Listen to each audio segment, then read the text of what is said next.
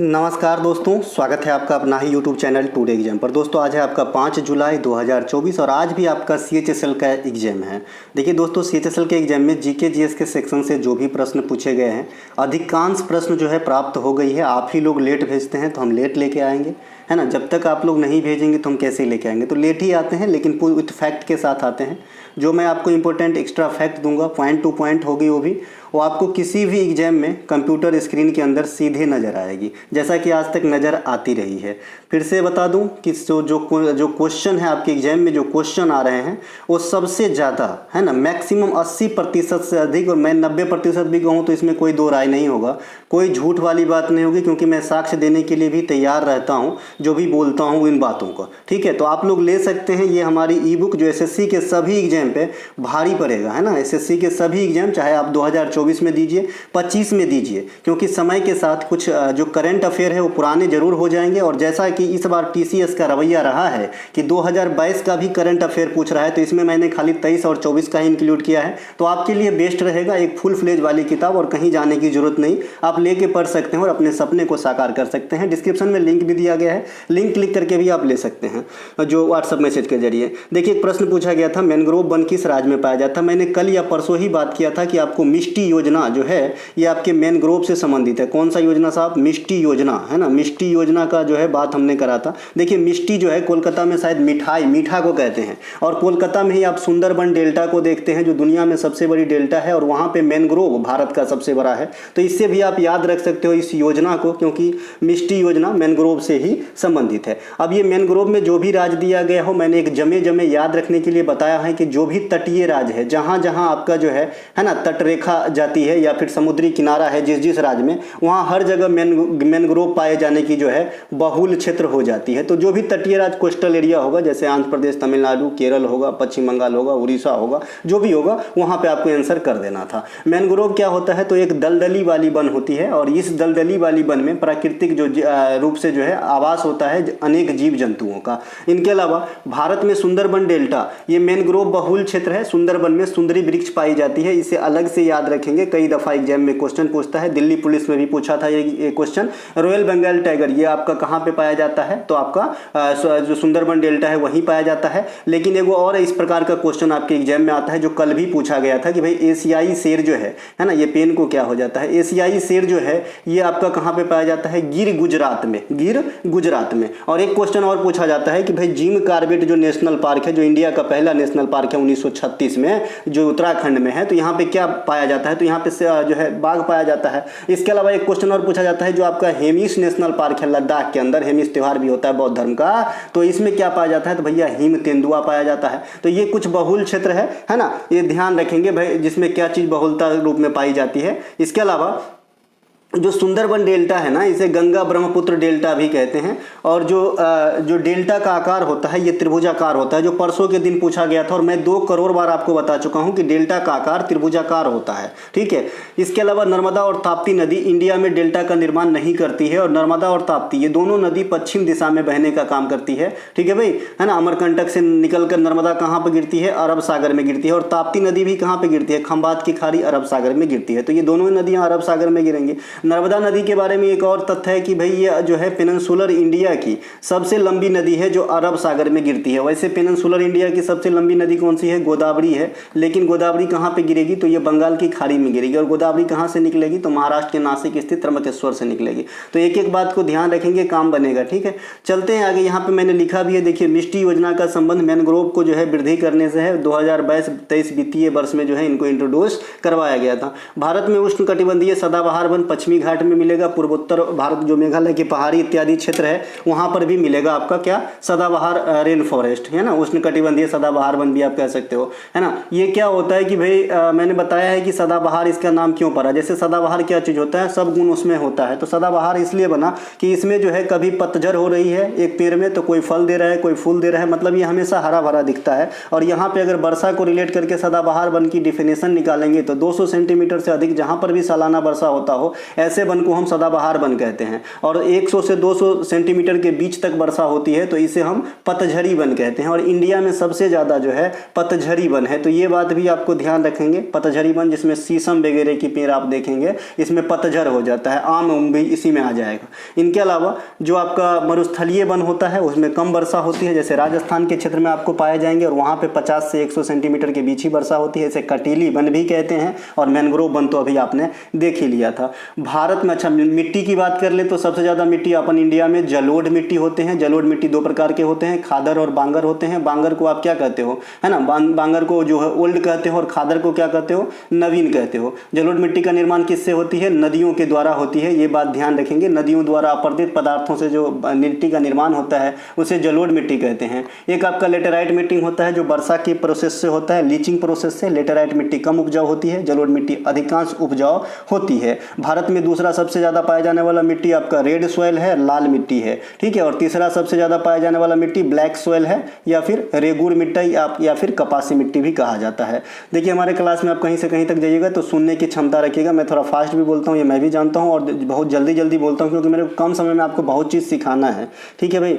भारत में 2 राज्य जहाँ सबसे कम साक्षरता दर है, तो 2 राज्य मैंने हमेशा कहा कि किसी भी चीज़, एक अच्छा बच्चा क्या याद करता है ना, एक अच्छा बच्चा याद करता है पहला और अंदर, और एक बहुत अच्छा बच्चा याद करता है पहला 2 और अंतिम के 2, और एक सबसे अच्छा बच्चा याद करता है पहला 3 और अंतिम के 3, ठीक है। तो हमेशा फर्स्ट सेकंड थर्ड शुरू से और लास्ट से दोनों बात ध्यान रखें। तो बिहार जो है ये सबसे कम लिटरेसी रेट तो रखा है, लेकिन यहाँ पे पहला 2 राज्य पूछा है, तो पहला 2 राज्य आपका क्या हो जाएगा, ये बिहार 61.8 और आपका जो है अरुणाचल प्रदेश 65.4। तो बिहार और अरुणाचल प्रदेश आपका आंसर हो जाएगा। देखिए मैंने आपको जनगणना जो है आपको इसी वे में पढ़ाया है, आपका ग्राफ के माध्यम से पढ़ाया है, तो अच्छे से याद हो गया होगा। हाउफ करते हैं और अच्छे बच्चे जो है पढ़ के अच्छे टिक भी कर दिए होंगे, अच्छे जो आपका ऑप्शन है उस पे, है ना, गलत वाले पे नहीं किए होंगे, है ना।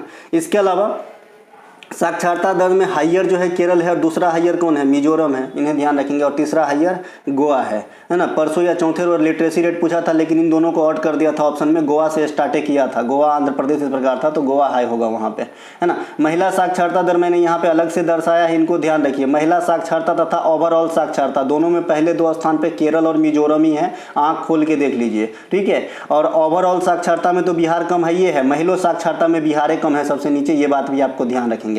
लेकिन अगर महिला और पुरुष में साक्षरता डिफरेंस अगर सबसे ज़्यादा पूछता है तो राजस्थान आंसर होता है।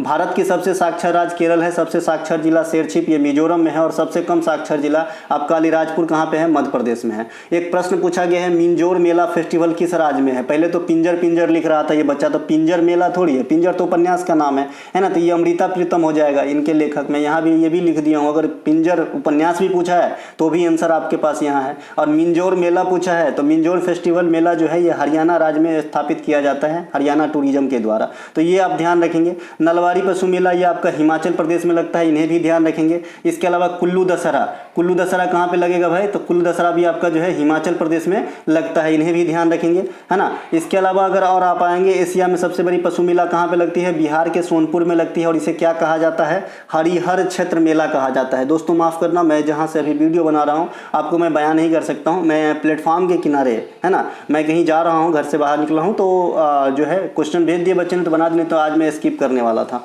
मिदराम यात्रा मेला तेलंगाना से लगती है, 4 दिनों तक चलती है ना। फिर बहुत सारे बच्चे इस सोच में पड़ जाएंगे कि फैक्ट इतना जल्दी कहाँ से ले आते हैं, तो ये अपने, है ना, ये जो खोपड़ी है ना मेरा, वहाँ से लाते हैं। काम्पिल मेला उत्तर प्रदेश में लगती है, मैंने पहले बताया है नाम से काम्पिल मेला, और ये किस धर्म को रिलेट करता है काम्पिल मेला, तो जैन धर्म को रिलेट करता है, ध्यान रखिएगा, ठीक है। इनके अलावा ताज महोत्सव, ये भी आपसे बहुत बार एसएससी ने पूछा है पास्ट में। ताज महोत्सव ये आपका उत्तर प्रदेश में होता है, ताज महोत्सव, ताजमहल से आप मार देंगे आंसर। इसके अलावा अंतर्राष्ट्रीय पतंग महोत्सव, अंतर्राष्ट्रीय, अच्छा, काम्पिल मेला किस जनपद में लगता है, ये भी मैंने क्वेश्चन पूछते देखा है सीजीएल को, तो बोलिएगा फर्रुखाबाद के पास लगता है ना।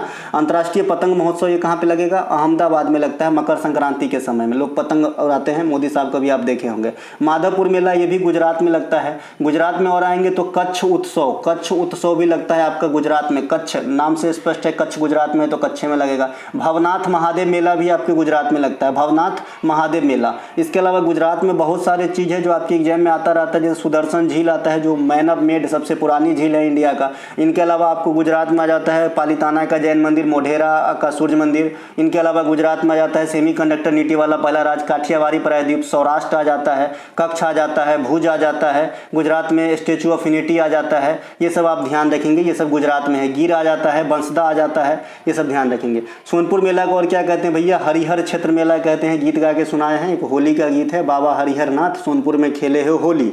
इनके अलावा भारत में ब्रिटिश उच्चायुक्त बताए हैं भाई, है ना कौन था भाई? Lindy Cameron. और मैंने ये वहीं पे बताया था जॉर्जिया मेलोनी, है ना।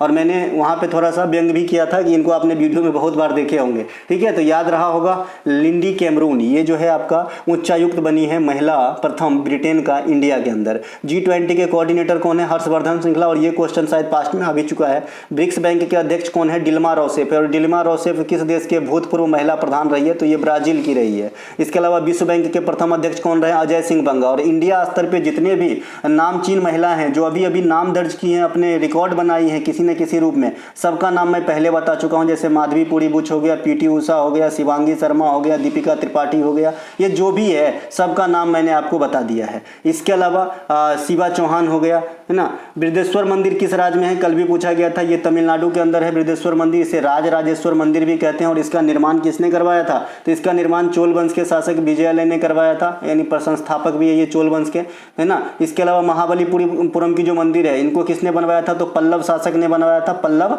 शासक ने बनवाया था। इसके अलावा जो आपका पल्लव शासक के द्वारा जो रथ मंदिर का निर्माण किया गया था उसमें मैंने सावधानी रखने के लिए बताया भाई कि किसके नाम पे रथ नहीं है। क्या होता है कि पांडव के नाम पे रथ तो है और भी रथ है, लेकिन पांडवों के नाम पे भी है। तो आपको यहाँ से 4 गो ऑप्शन देता है कि निम्नलिखित में से, है ना, जो रथ मंदिर समूह है इनमें से कौन सा एक नहीं है। तो मैंने आपको बताया है कि जो पांडव में 2 गो छोटका भाई था, है ना, नकुल और सहदेव, तो इन दोनों के नाम पे एक कंबाइंड रथ मंदिर है। बाद बाकी युधिष्ठिर, अर्जुन और आपका कौन बच गया? भीम और द्रौपदी। इनके चारों के नाम पे अलग अलग है और इन दोनों के नाम पे एक है। तो टोटल 5 है पांडवों में। ऐसे द्रौपदी को पकड़ के 6 जन हो जाएंगे, लेकिन मंदिर है रथ मंदिर है 5 गो इनके नाम पे। इनके अलावा जो आपका है अमृतसर में स्वर्ण मंदिर का निर्माण बता ही दिए थे कि भाई नींव रखने का काम जो है चतुर्थ गुरु रामदास ने किए थे और बनवाने का काम जो है 5वें गुरु अर्जुन देव के द्वारा किया गया था। भैया अच्छा लगा हो तो लाइक भी करना भैया, है ना।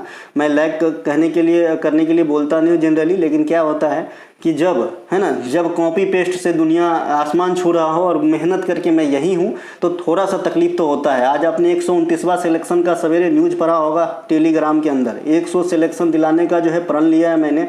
उसके बाद अपन ज़िंदगी में क्या करना है सोचेंगे, ठीक है।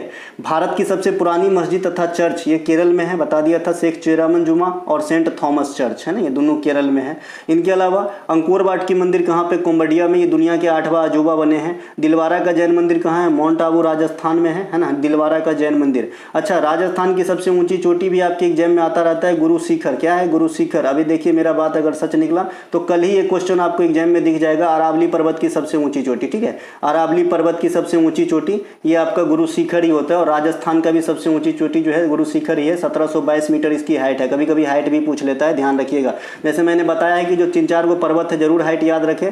माउंट एवरेस्ट 8850, K2 8611, है ना। और आपका जो कंचनजंगा है 8586, इन तीनों को तो ध्यान ही रखना है। इसके अलावा आपका अरावली भी याद रखना है 1722 मीटर, ठीक है। इन चारों को जरूर एकदम कंपलसरी याद रखिएगा। पालीताना का जैन मंदिर ये गुजरात में है। समेध शिखर जो जैन तीर्थ स्थल है ये आपका झारखंड में है, ठीक है। और पारसनाथ की चोटी ये आपका झारखंड में है। पारसनाथ की चोटी जो है ये कहाँ पे है?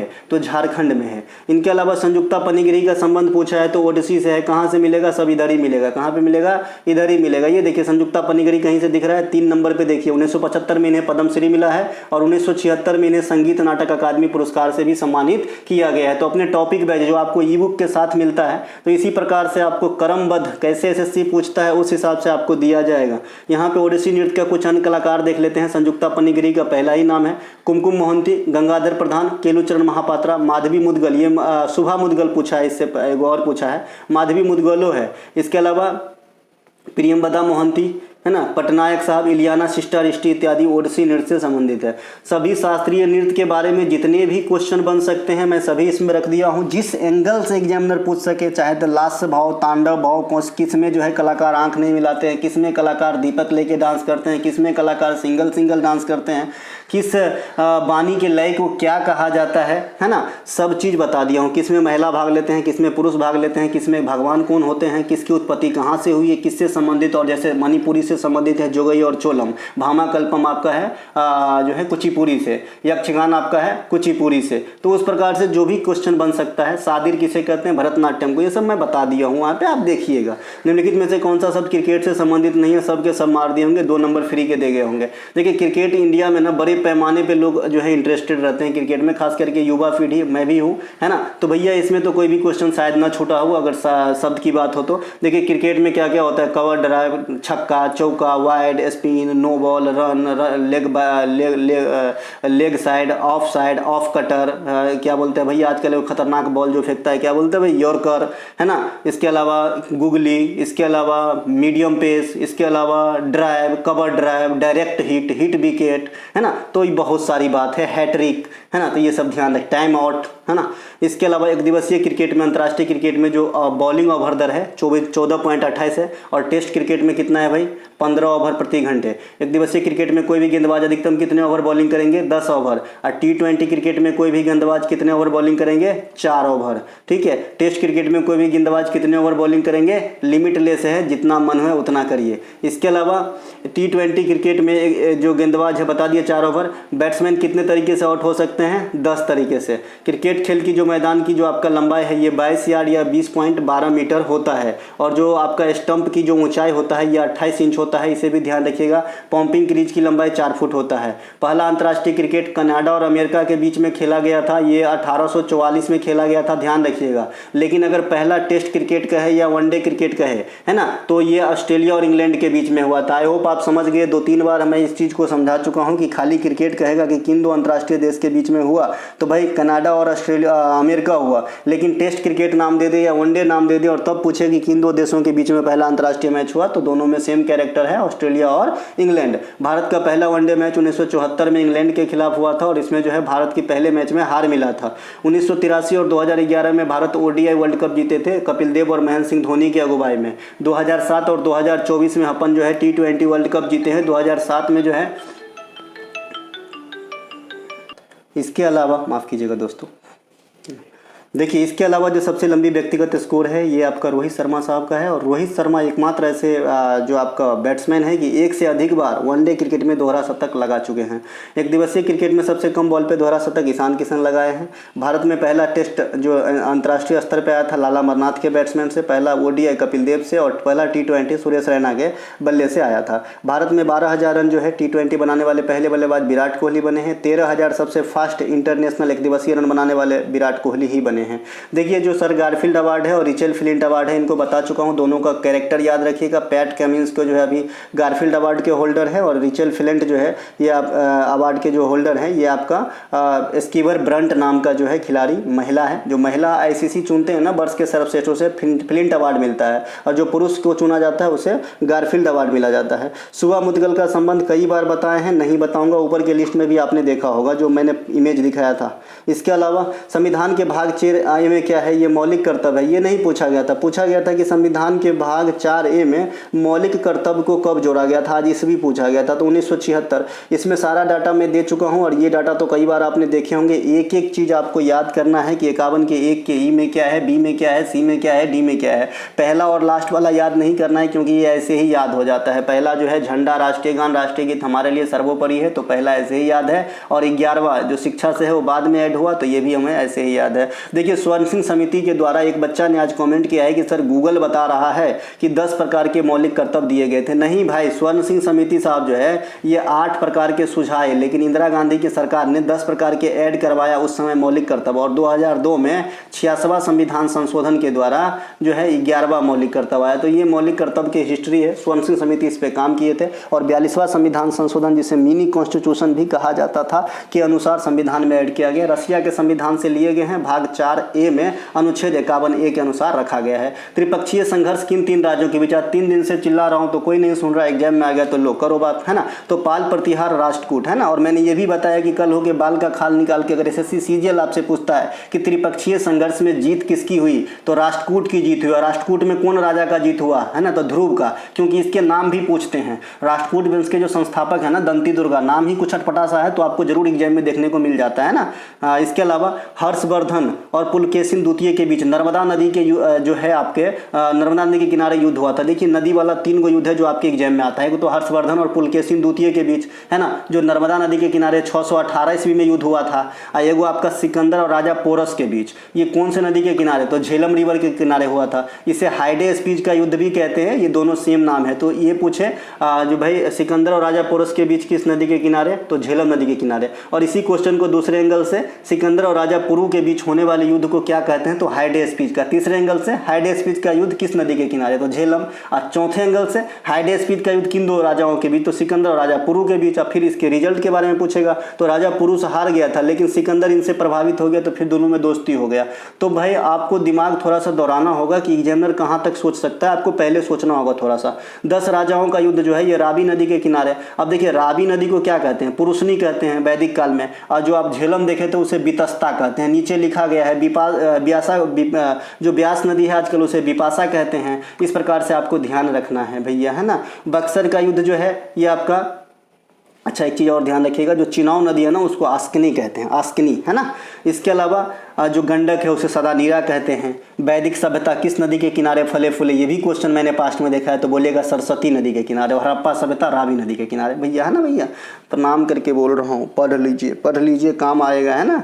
बक्सर का युद्ध 1764 मुगल का नवाब था और आपका जो है बंगाल का नवाब, और जो मुगल बादशाह थे शाह आलम द्वितीय, उनकी त्रिकुटी सेना और आपका हेक्टर मुनरो अंग्रेज के तरफ से। प्लासी का युद्ध 1757 में सिराजुद्दौला और रॉबर्ट क्लाइव के बीच में हुआ था। लेकिन जो 1765 की इलाहाबाद की संधि हुई थी वो आपका रॉबर्ट क्लाइव और तत्कालीन मुगल बादशाह शाह आलम द्वितीय के बीच हुआ था। तो ये भी आप ध्यान रखेंगे। देखिए नेहरू बोट रेस ट्रॉफी पूछा गया है तो ये केरल में होता है। कौन झील में होता है ये भी बता दिया हूँ, है ना। ये कौन झील में होता है ये भी बता दिया हूँ कि कौन से जो है लेक में इस खेल का जो है आयोजन किया जाता है। केरल में ओणम त्यौहार पे नाग बोटिंग रेस होता है या फिर स्नेक बोटिंग रेस होता है ना। इसके अलावा ओणम 10 दिन का त्यौहार है। राजा महाबली या विष्णु भगवान की पूजा की जाती है। फसलों से संबंधित त्यौहार है। ग्रामीण ओलंपिक का खेल किस राज्य में होता है, तो आप कहिएगा राजस्थान में। आपने ओलंपिक सुना होगा, ग्रामीण ओलंपिक सुने हैं क्या, लेकिन मैं सुना हूँ तो इसीलिए आपको बता रहा हूँ। तो ये राजस्थान में होते हैं ग्रामीण ओलंपिक का खेल, ठीक है। असम में बिहू फेस्टिवल के अवसर पे धूप खेल नामक खेल खेला जाता है। कैसा भैया,